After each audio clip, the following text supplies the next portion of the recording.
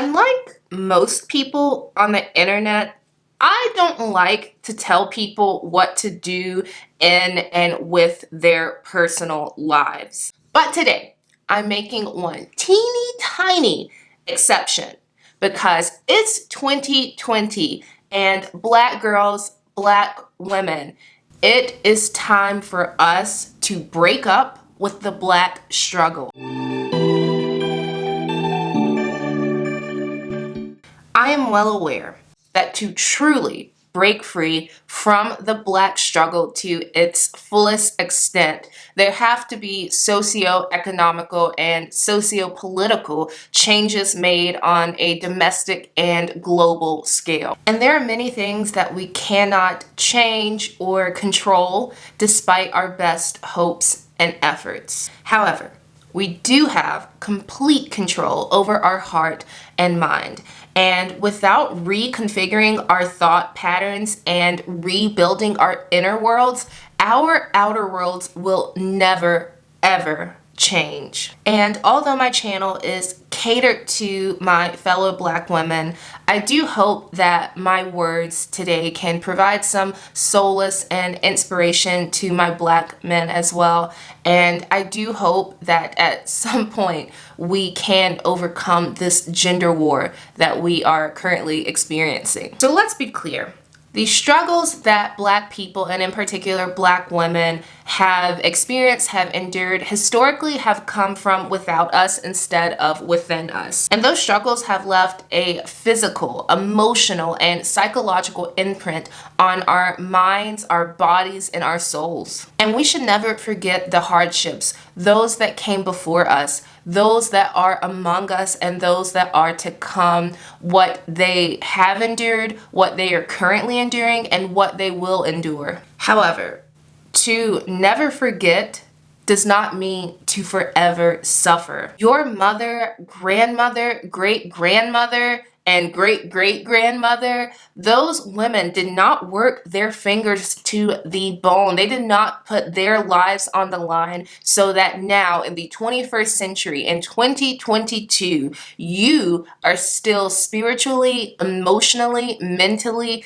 physically malnourished, broken, and self-victimized. That is not what they fought for. That was not their vision for the future. So the most important step, the first step in breaking up with the Black struggle is to realize and to truly believe that you do not have to struggle. And this notion that struggle is just integral, that it is just inherent to Black culture, appears in so many arenas of our lives. One area that sticks out to me in particular as a Black woman is our bodies, and in particular the high rates of obesity among Black women. Sure, many Black women have a naturally fuller, curvier figure, but there is a difference between being thick and being overweight to the point where your health is at risk, where your health is vulnerable and being compromised. We don't have to be unhealthy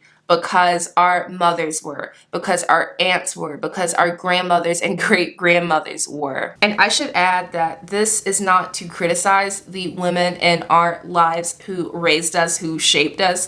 They were doing the best that they could with what they had. But they did the best that they could with what they had so that we can do better. And in many cases, that excess weight comes from the foods that are characterized by our culture that have high fat and sodium concentrations. And again, food disparity and food costs and food accessibility is very much so based on class, but again, separate conversation. But, you know, if we say that we don't like collard greens, we don't like ham hocks, we don't like neck bones, then we get ostracized or stigmatized. Have you ever sat at a Black family Thanksgiving dinner or Christmas dinner and said that you were vegan or that you were plant-based? Have you ever done that?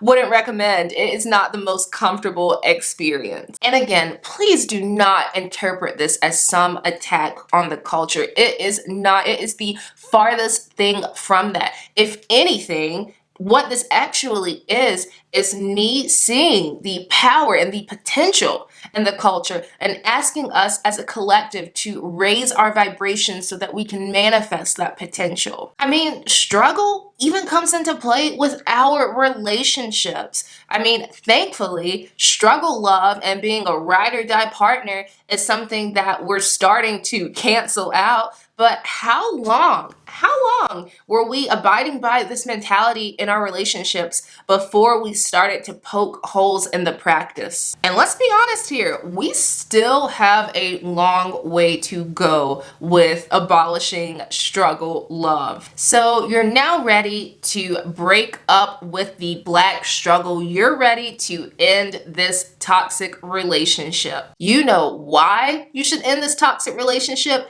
and you know how to end this toxic relationship. But you're worried that your ex may come back. And not only are you worried that your ex is going to come running back to you, is going to chase after you, you're worried that you might get back with them because they are so familiar to you. You're worried that you may take them back. And it wouldn't be so difficult to do. In fact, it would be a lot easier to take them back than to start over. I mean, for goodness sakes, they know your coworkers, they're friends with your friends, your family members know them and love them.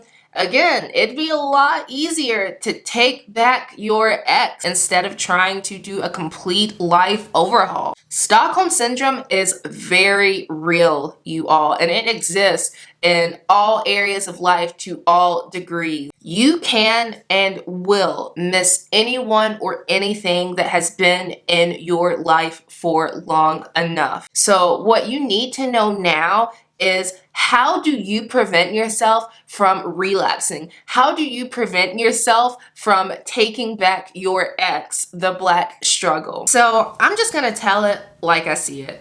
More Black people need to be in therapy. I know so many of my Black relatives, Black friends who think it's just absolutely ridiculous, absolutely pointless to go sit on a therapist's couch and talk about your feelings for an hour. But what I think is absolutely ridiculous and pointless is sitting quietly and contently in a toxic relationship that is draining your soul and lowering your frequency and your vibration. That's pointless. That's dumb. That's ridiculous. And y'all, there are so many types of therapy. Yes, there is just talk therapy. There is that. That is a thing. That is an option. But there is also pet and animal therapy, art therapy, music therapy, aquatic therapy. Like, there are so many types of therapy that you can pursue. And you know, I know a lot of people are like, well, I don't need to talk to a therapist. I can just call up one of my girlfriends and rant and rave to her for an hour for free. And yes, you can do that. You can call up one of your girlfriends. You can call up Tommy. You can call up Tammy. You can call up Mimi. You can call up Jocelyn. And you can rant and rave and vent to them for an hour. But here's my question to you. If they are in the trenches with you, if they're in the same toxic relationship with you, like if they are down bad with you, how are they going to pull you up and out from that situation? And here's the real gag. Most of the time when people are down bad with you, when they're down in the trenches with you, they don't want to see you elevate. They don't want to see you leave the trenches. They don't want to be alone. You know that misery loves company. Misery loves having a collective of people around at all times. And yes, you can turn to your Bible. You can turn to God. And yes, He can do all things, and all things are possible through Him. And at the same time, He is not going to give you something that you have not shown Him that you are ready for and that you can handle. All right, everyone. Thank you so much for watching today's video. I hope that you enjoyed. And if you did, perhaps hit that subscribe button and turn on those post notifications. And until next time, stay safe, be well, and I'll see you soon. Bye, everyone.